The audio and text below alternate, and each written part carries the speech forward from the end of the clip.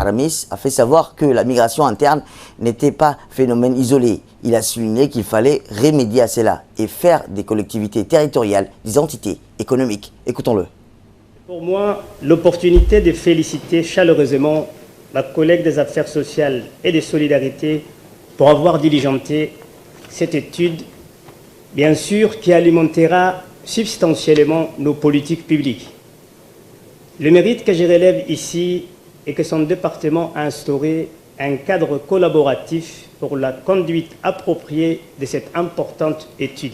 Les données de cette étude arrivent pour mon département à point nommé. Elles mettent en relief, et cela de manière cohérente et explicite, les différents indicateurs que nous prenons en considération dans la mise en œuvre de la politique ambitieuse de la décentralisation engagée par le chef de l'État, son Excellence, M. Ismaël Omar Guelleh.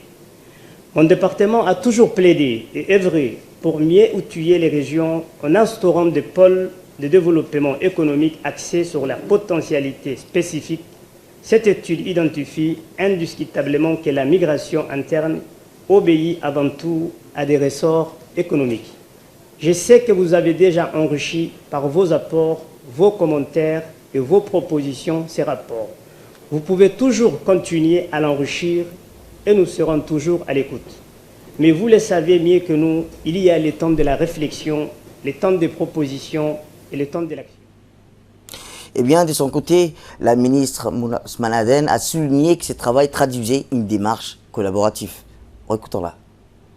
L'importance que nous accordons à cette étude tient à 3 raisons.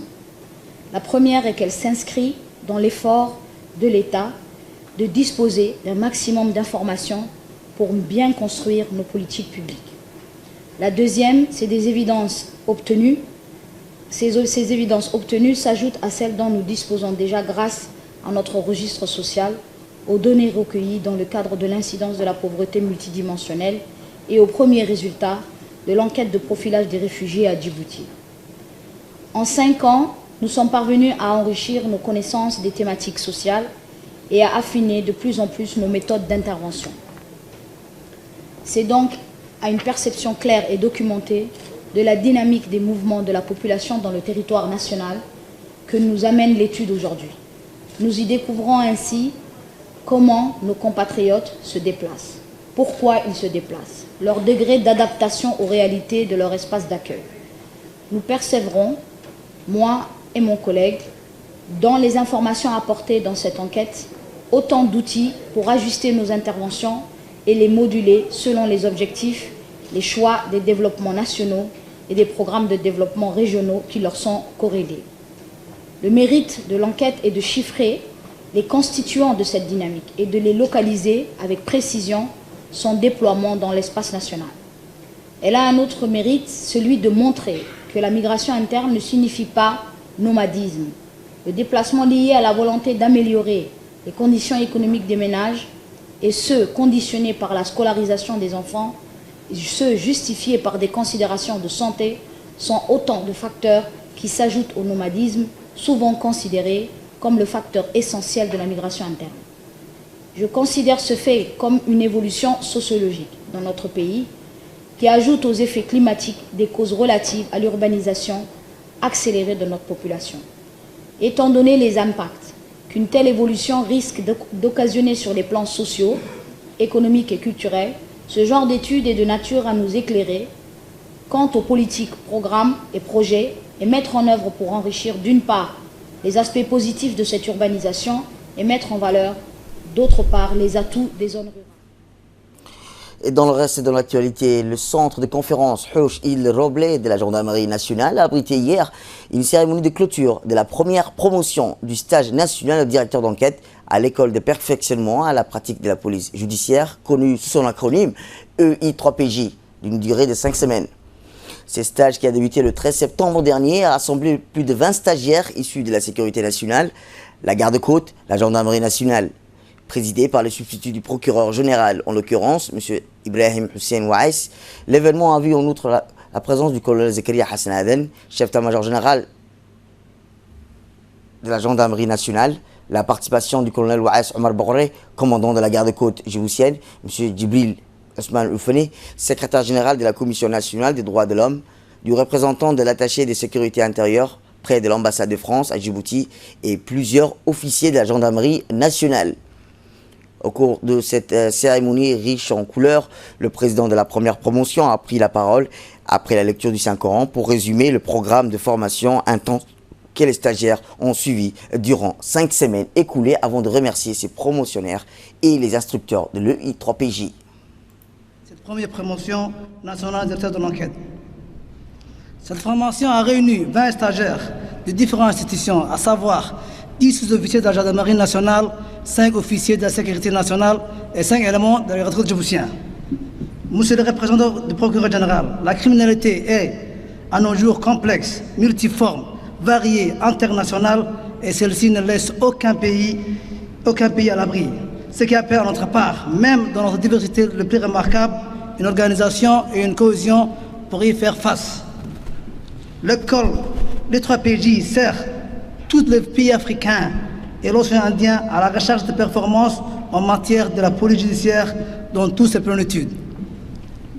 Sans oublier la coopération française, on tient à remercier infiniment le colonel Zakaria Hassan Aden, chef d'état-major de la gendarmerie nationale, qui a mis tous les moyens à notre disposition pour que ce stage se déroule dans les bonnes conditions optimales, tout en permettant aux professionnels des forces de l'application de la loi une nouvelle dimension de connaissances approfondies en matière de perfectionnement de la police judiciaire.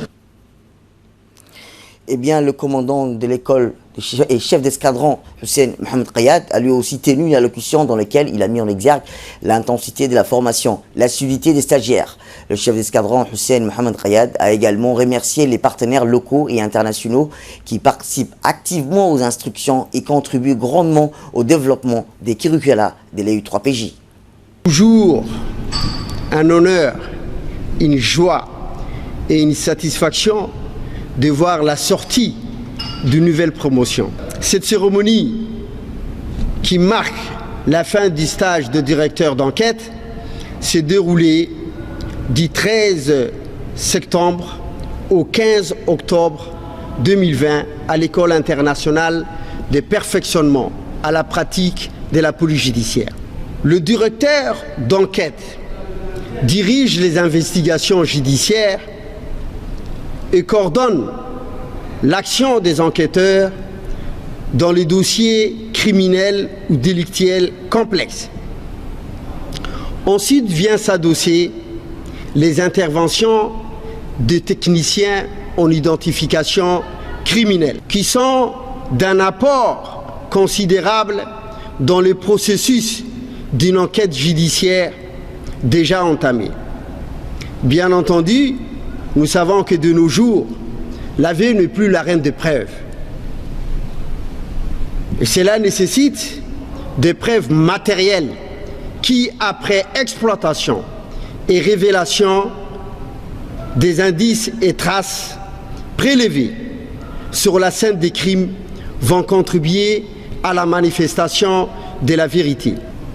Il a été simulé le cas d'un exercice d'un attentat terroriste. Cette thématique pratique de grandeur nature a sollicité le déploiement de moyens spéciaux. J'ai fait allusion aux experts en déminage, l'appui d'un maître chien et la téléphonie mobile. Au nom du chef d'état-major de la gendarmerie nationale, le colonel Zakaria Hassan Aden, chef d'état-major de la gendarmerie nationale, de remercier de prime abord le président de la République, son Excellence, M. Ismaël Omar Guelleh, chef suprême des armées, président du Conseil supérieur de justice et premier magistrat de la haute cour de la magistrature, pour avoir donné ces opportunités de formation des techniques de pointe à tous ces forces de sécurité intérieure. Nos remerciements aussi vont à l'endroit du procureur général, M. Jama' Suleiman, patron de la police judiciaire à Djibouti, et notamment Madame la substitute du procureur général, Madame Leila. Enfin, je ne saurais clore mon discours à remercier la coopération française.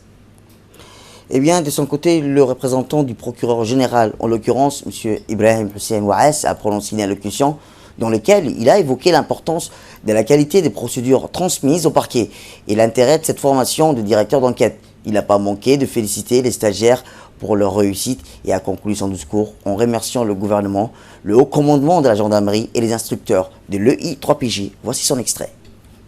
J'ai l'immense plaisir ce matin d'assister à la cérémonie de clôture des stages des directeurs d'enquête de la première promotion nationale qui a dispensé à cette école du centre d'instruction Cheikh Moussa du 13 septembre 2020 au 15 octobre 2020. Mon colonel, l'école internationale de perfectionnement de la police judiciaire du centre Cheikh Moussa du PK23 a accueilli cette promotion. Elle regroupait une vingtaine de stagiaires issus de la gendarmerie nationale, des gardes-côtes et de la sécurité nationale. Mon colonel, cette formation était axée sur la méthodologie d'organisation, de coordination d'un poste de commandement d'enquête des affaires judiciaires complexes et sensibles et d'un commandement d'enquête lors d'une affaire judiciaire qui doit répartir deux rôles essentiels, les directeurs d'enquête et les directeurs opérationnels, ce qui est différent. Mon colonel, vu la croissance des enquêtes criminelles, cette formation a duré 5 semaines. D'abord, elle était axée sur les investigations, les témoignages, l'assemblage des auditions des personnes pour pouvoir déterminer les personnes impliquées et surtout rédiger un procès-verbal qui sera aussi exploitable facilement par les juges et les procureurs qui pourront faire des qualifications adéquates. Mon colonel, cette école a démontré un savoir-faire de qualité et dispose d'un matériel très sophistiqué à la pointe de la technologie. C'est ainsi que je ne manquerai pas d'abord d'exprimer ma gratitude envers les formateurs qui ont pu donner leur temps et l'expérience professionnelle acquise déjà et qui ont pu se comporter, mais mon colonel, avec un sens de responsabilité inouï. Cette école ne plus à présenter dans l'Hexagone, elle a fait son chemin et elle formera d'autres stagiaires dans le futur. Et dans le reste de l'actualité, la Société nationale du Croissant Rouge de Djibouti a célébré hier la journée mondiale du lavage des mains. Célébrée chaque année dans le monde, cette journée avait pour thème cette année l'hygiène des mains pour tous et mettait l'accent sur l'importance du lavage des mains avec du savon comme un rempart contre certaines maladies, surtout dans un contexte marqué par l'épidémie du Covid-19. En effet, le Croissant Rouge de Djibouti a initié dans le cadre de cette journée des stands de lavage de mains dans les zones très fréquentées de la capitale et des démonstrations sur les 10 étapes du lavage des mains. Cette journée a été célébrée dans les 5 régions par les branches régionales du Croissant Rouge aussi. Rempart très important.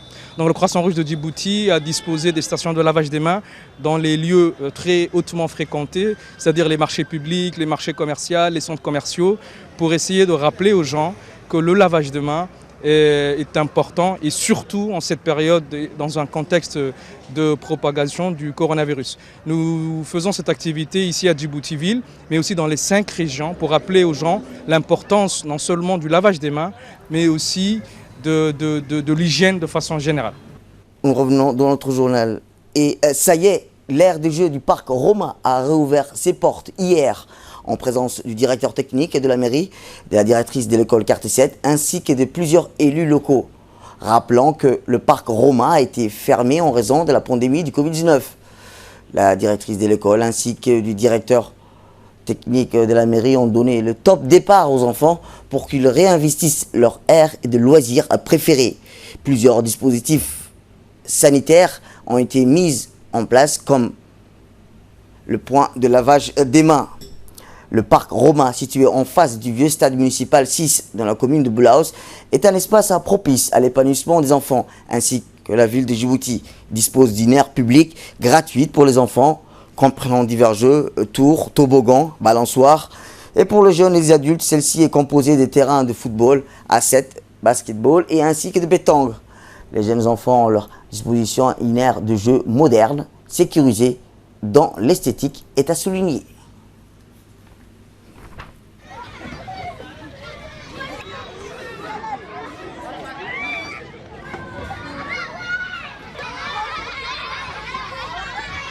Par Madame la maire de la République, Madame Fatouma, pour la réouverture du parc Roma après la fermeture due à la situation sanitaire que le pays a traversée. Donc aujourd'hui, je suis là avec mes élèves, les élèves de l'école qui sont là et s'amusent et sont en train de jouer.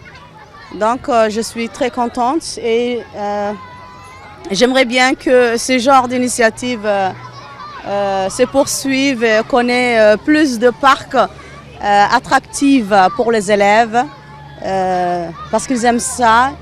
Nous avons besoin de plus d'espace, etc. Donc je remercie énormément Madame la maire qui nous a honorés, qui nous a invités. Et je la remercie énormément. Voici le propos du directeur technique de la mairie sur la réouverture du parc Roma. La réouverture du parc Roma destiné aux enfants de la ville.